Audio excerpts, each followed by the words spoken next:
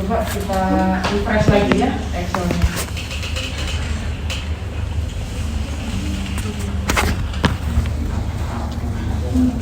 Jadi kalau kita baca itu kan kita nggak bisa, jadi kita kalau baca buku nggak langsung teks ke teks atau paragraf per paragraf, tapi scanning dulu aja secara cepat.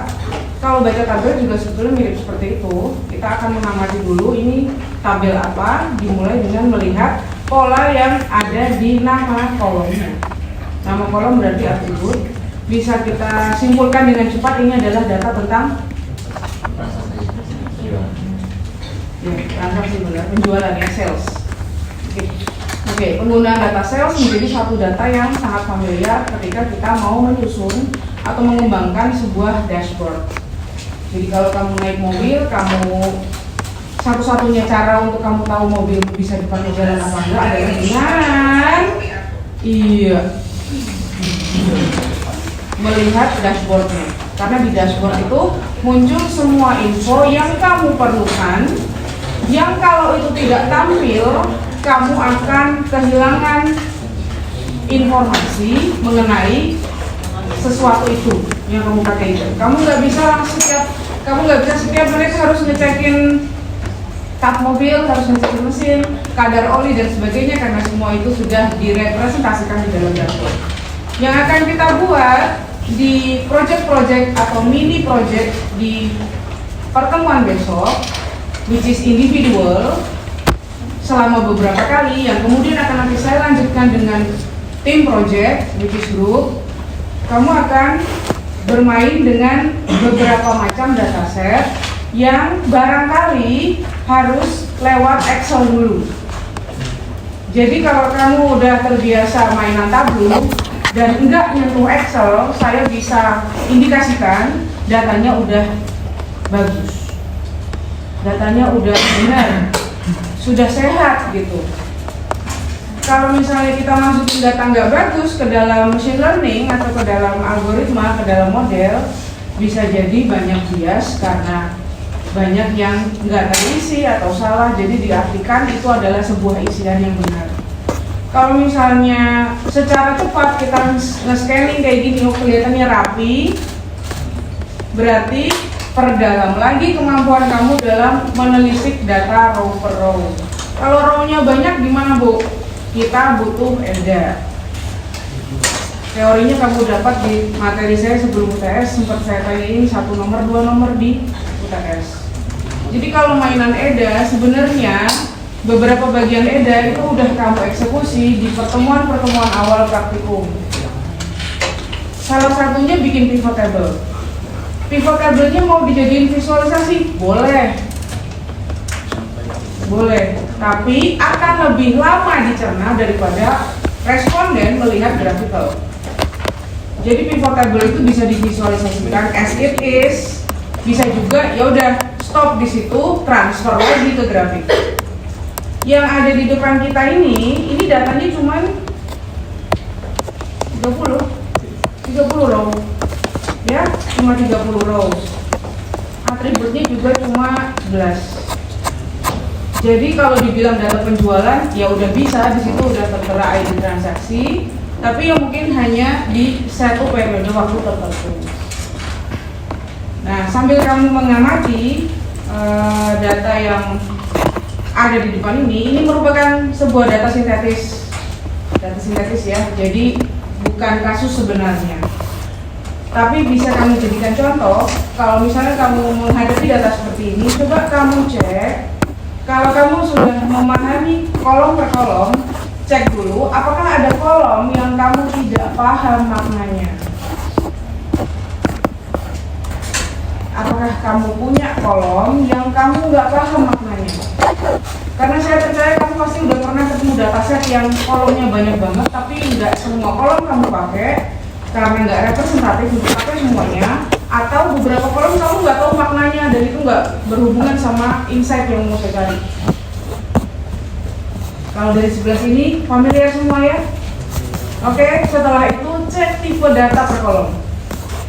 Mana data yang bentuknya angka, mana data yang bentuknya string, dan mana angka yang bisa dikuantifikasikan atau bisa dihitung, dan mana data yang hanya nominal. Nominal is not numeric. Kalau nominal itu berarti nggak bisa dihitung, tapi bentuknya angka. Kalau numerik bisa dihitung dan bentuknya juga angka. Oke ya. Kalau misalnya umur pelanggan itu kan angka, masuknya nominal atau numerik?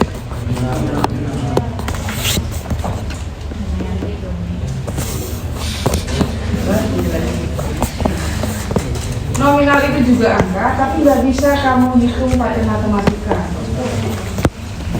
Kalau numerik bisa. Numerik number, ya. Nominal is like categorical. Jadi kalau umur di sini berarti jatuhnya adalah numerik. Numerik. Nominal itu angka, tapi tidak bisa dihitung dengan matematika. Maksudnya gimana? It's like kamu ngekategoriin SD S1, SMP 1, SD 1, SMP 2, SMA 3. Angka kan? Tapi bisa dirata-rata nggak? Nggak bisa. Tapi kalau numerik, tinggi badan, berat badan, usia, jumlah penjualan, itu semuanya angka dan bisa dihitung, bisa dirata-rata, bisa di maksimum, minimum, dan sebagainya. Oke? Jadi kalau umur pelanggan berarti masuknya adalah numerik. Jumlah beli, harga satuan, total bayar juga numerik. Kalau rating?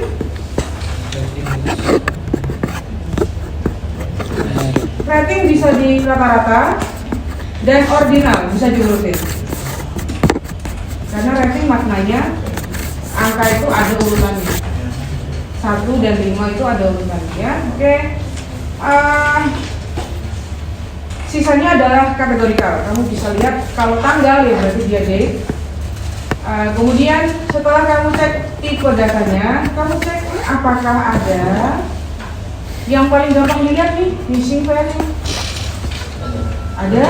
Oke. Kalau di missing value kita tandain dulu. Terus adakah nilai yang aneh? Ada. Apa tuh? Oh iya. Oke. Ada dalam satu kolom ada yang aneh.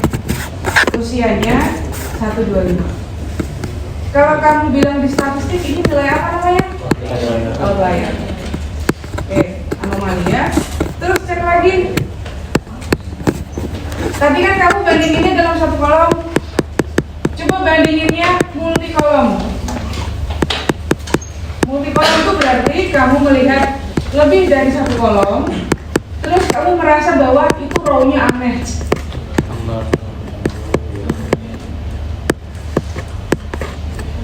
Itu row-nya aneh.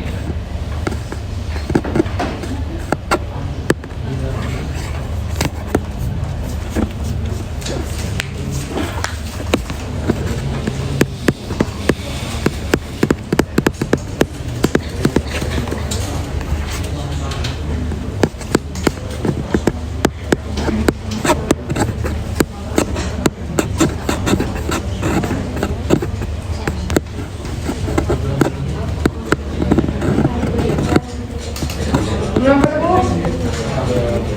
Ada? Apa? Jumlah belinya 0. Oke. Row berapa?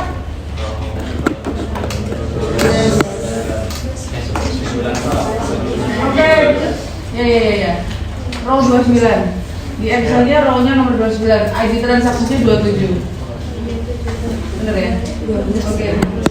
Ada lagi? Satu lagi? Row 12. ID transaksinya 11. Di situ ada record pembelian tapi kuantitinya 0. Terlihat biasa saja kalau tidak kamu tracing satu-satu. Oke, termasuk misalnya ada angka negatif atau angka desimal yang seharusnya di situ dinilai dengan integer. Yang integer aja lebih. Kalau integer kamu tahu bilangannya harus kayak gimana, tapi di situ diisinya negatif atau desimal. Itu bisa jadi tandanya ya. Oke, kalau udah seperti itu, maka yang perlu kamu lakukan adalah mengisi atau memperbaiki. Itu. Yang lebih fatal lagi, yang lebih ekstrim lagi apa Bu? Dia delete, row-nya di delete. Tapi kalau kamu cuma punya data 30, nge-delete satu row, ya dikit-dikit ya. Kalau misalnya datanya 300, 2000, mungkin nggak masalah. Tapi amannya, instead of deleting row, kamu bisa melakukan replacement sama nilai yang tadi tidak sama. Oke. Kalau misalnya nilainya ada, maka biarkan tetap seperti itu. Yang 125 saya ganti apa Bu? Nggak usah diganti, karena nilainya ada. Terus nanti kalau di plot ke grafik, dia akan ini sendiri dong Bu. Dia biarkan dia terlihat sebagai anomali, jadi nanti dia posisinya akan jauh sendiri. Kalau di plot, kalau misalnya mau kamu hitung, kamu masukkan dalam perhitungan statistik, hitung average atau hitung median, maka dia ngefek. Dia akan mempengaruhi nilai kan. Anak-anak rata-rata nilainya 65, ada orang 100 sendiri, itu akan ngefek. Oke, kalau misalnya perhitungannya ini sekedar nebar cohort, maka silahkan as it is, nggak usah diganti apa-apa. Kalau misalnya mau dihitung statistik dan ternyata nilainya nggak bagus, misalnya nilai mediannya jadi lebih tinggi atau nilai minnya jadi lebih tinggi, maka silakan kamu jelaskan kenapa itu terjadi. Karena ada nilai yang 125 itu tadi. Jadi itu normal dalam dashboard penceritaan data. Oke. Kemudian yang berikutnya, bisakah kamu ngecek kalau tadi ada user value, ada anomali atau outlier, ada duplicate? Di row berapa? 16, 17 itu duplicate. Duplicate itu tandanya semua value dalam kolom exactly sama. Exactly. Jadi nggak boleh ada bedanya, ya. Kalau duplikat berarti penanganan gimana? Sudah pasti sudah tidak bukan di level. Ya. Caranya gimana kalau misalnya mau ngecek ada duplikat apa enggak di Excel?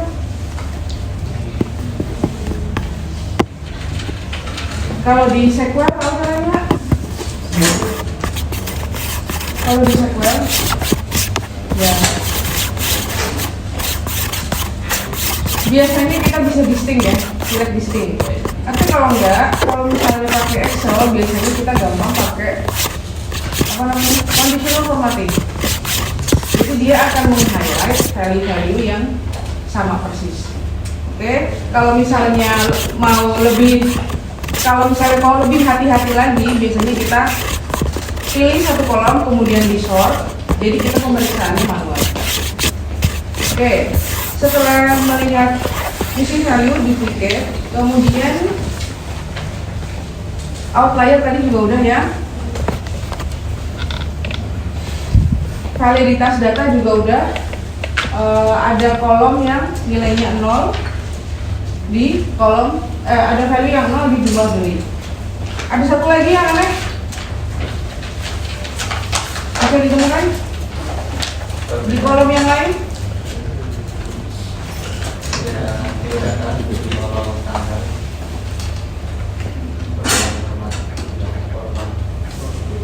Oh ini.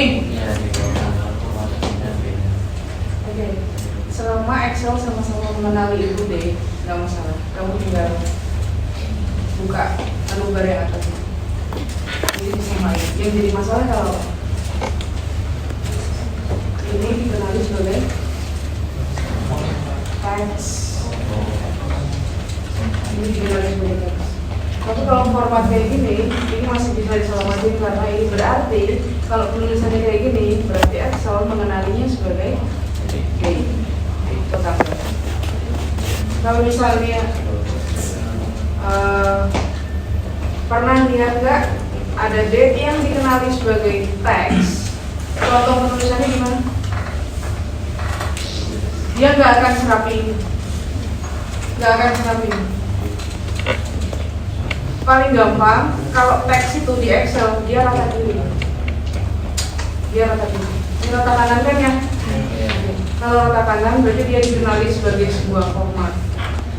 Kalau ini D, kalau angka juga rata kanan ya, angka juga rata kanan, dia dikenali sebagai angka, dikenali sebagai tanggal. Tapi kalau teks biasa, kayak gini, Jadi kalau kamu punya responden, dia inputin Januarinya adalah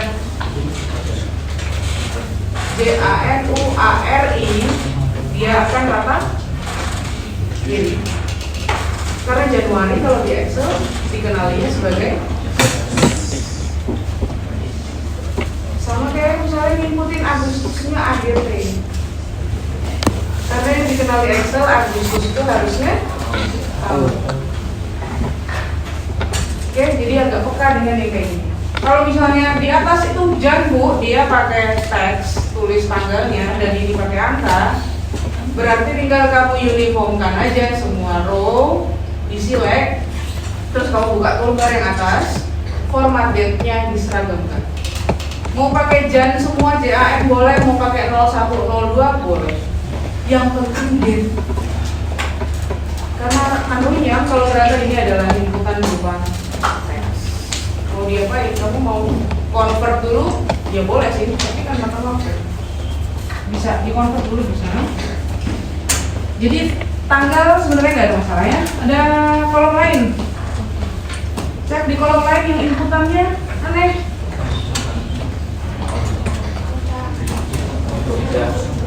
Gimana? Oke, kota. Oh ya, inputannya beda ya. Oke, Jakarta dan Jogja. Oke, kasih solusinya gimana?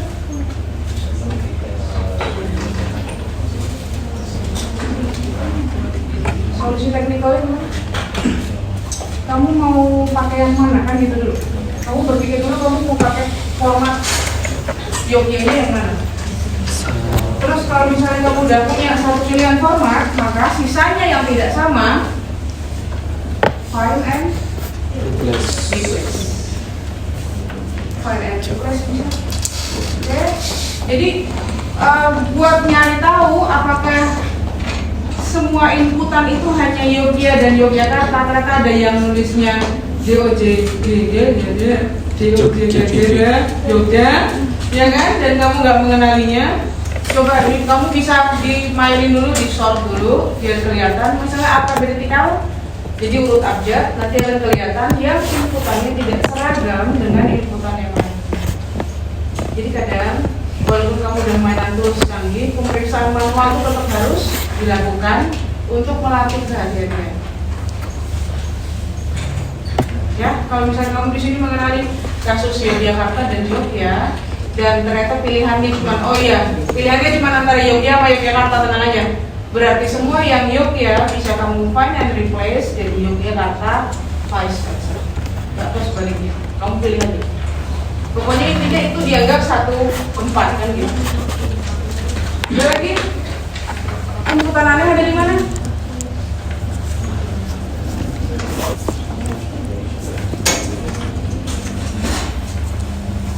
Ada itu satu.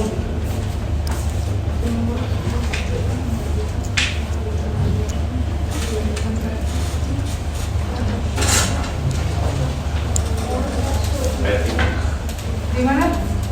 Rating, yes. Isiannya apa? Yes. Artinya apa? Kita harus peka pada common sense. Common sense-nya gimana? Oke, kalau misalnya rating di situ pada umumnya isiannya segitu, berarti bisa jadi ada yang mengisi di luar batas. Kalau 6, coba berarti 10 dong, tapi nggak ada yang isi di atas 6. Jadi kemungkinan lebih besarnya adalah yang isi 6 ini yang salah. Oke. Pengecekan yang sederhana kita lakukan. Berikutnya adalah kita coba melakukan statistik deskriptif yang sederhana. Misalnya gimana? Bisa nggak kita mau melihat rata-rata pembeli umurnya berapa? Bisa. Oke. Maksimum pembeli umurnya berapa? Maksimum umur, sorry. Rata-rata usia, rata-rata jumlah jenis kelamin. Di compare siapa yang lebih banyak belanja, perempuan atau laki-laki? Pakai rumus apa ya? Yang tadi dulu deh, rata-rata usia pakai apa? Average. Oke. Jadi average, terus kolomnya di drag semua ya. Oke. Terus kalau mau lihat minimum maksimum udah tahu ya? Udah. Terus kalau mau lihat berapa perempuan, berapa laki-laki di mana? Gimana caranya? Kita mau compare perempuan berapa, laki-laki berapa? Count, oke. Bener ya countnya? Oke. Jadi kalau misalnya kamu mau lihat, sebenarnya gampang gini. Kalau mau nggak pakai rumus sama sekali, di sort aja. Di sort dulu kan. Nanti akan ke grup kan, laki-laki, perempuan gitu kan.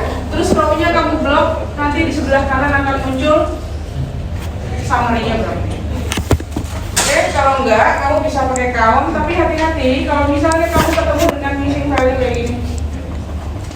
Ini kebetulan kejadiannya di umur ya. Kalau misalnya kejadiannya di jenis kelamin, kalau kamu pakai count, berarti blank value kayak gini, blank space kayak gini, dia akan kayak gitu. Biasanya rumusnya dimodifikasi bukan count, tapi counta. Tulisannya counta. Yes, oke. Ya.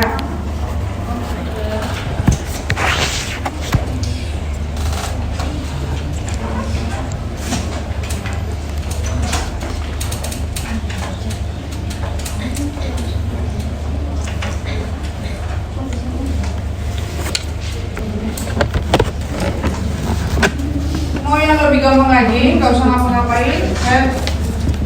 Sekarang saya pakai apa ini?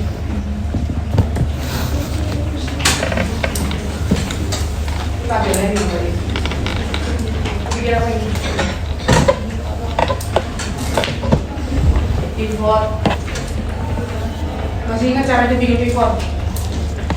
Datasetnya di blok, terus kamu pilih.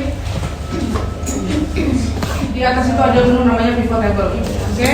Terus kamu tentuin kamu mau bikin pivot table-nya di mana. Terus kalau udah kebentuk satu kotak, kamu harus tentuin lagi apa yang mau kamu tampilin di pivotnya. Kamu mau menampilkan berdasarkan apa? Oke? Misalnya saya mau ngerekap, saya ingin tahu produk apa yang paling banyak dibeli selama 2 bulan, Januari Februari. Kalau misalnya kamu mau pakai tabel as it is yang kayak gini, gimana kamu cari cara tahunya?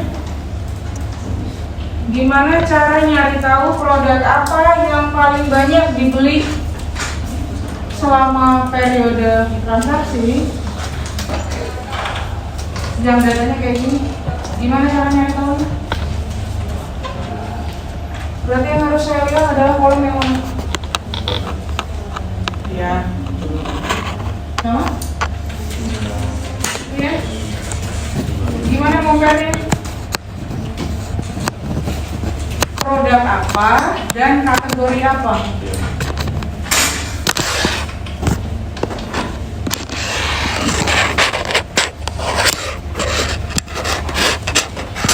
Cara yang paling umum dilakukan pada rumus Excel itu adalah kamu tahu lagi, tapi kamu harus tahu ada berapa jumlah produk yang ada dalam data. Di sini kamu lihat ada apa? Headset, sepatu, mouse, laptop, kaos. 5 ya? Paling nggak ada 5 lah. Kalau saya kasih kamu data 3000, kamu mau nge-track Excel bersama ada berapa produk? Oke. Jadi kalau misalnya kita ingin tahu produk apa yang paling laku, bisa pakai pivot. Nanti akan dibikinin kayak gini. Saya cuma mau lihat based on tanggal transaksi dengan jenis produknya apa aja. Dia akan mengambil semua produk yang kita punya. Terus di bawah akan ada langsung totalnya berapa. Kalau kayak gini langsung kelihatan nggak jumlah produk per item, jumlah pembelian per item, kelihatan ya? Jadi apa yang paling laku selama 2 bulan?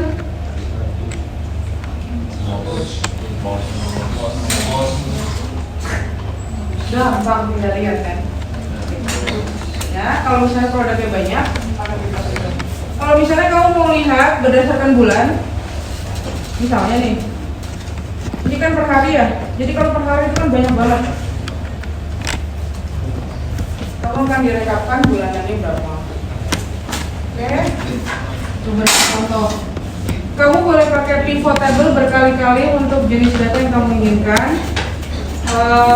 Jadi bikin pivot lagi. Biasanya kalau saya ini master datanya, di sini ada versi duplikat dari sheet yang sama, tapi versi pivot yang berbeda. Oke. Nah, untuk Yang minggu depan, untuk yang minggu depan ya,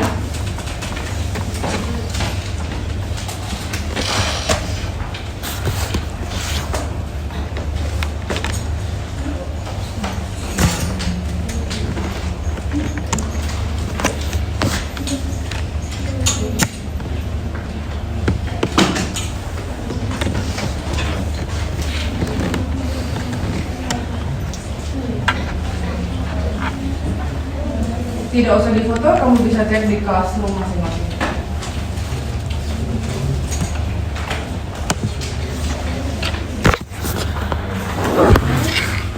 Jadi untuk percobaan pertama, kalian tidak saya berikan dataset, kalian silahkan cari dataset sesuai dengan bagaimana kalian mau bikin, bagaimana kemampuan kamu, asal yang tidak pernah dipakai di praktikum.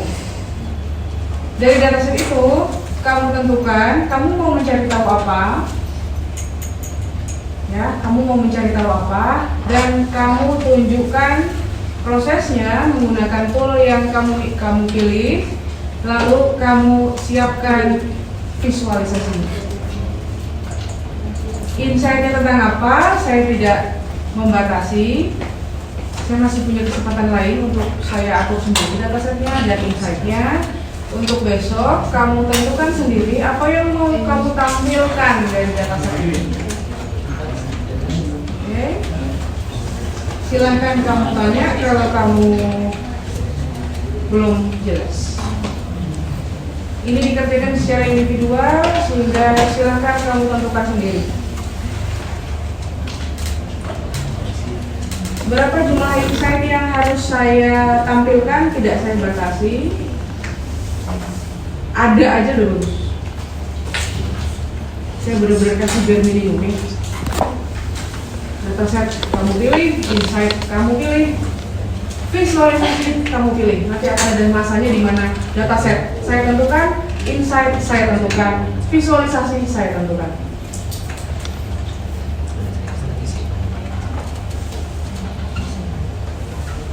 Sudah jelas?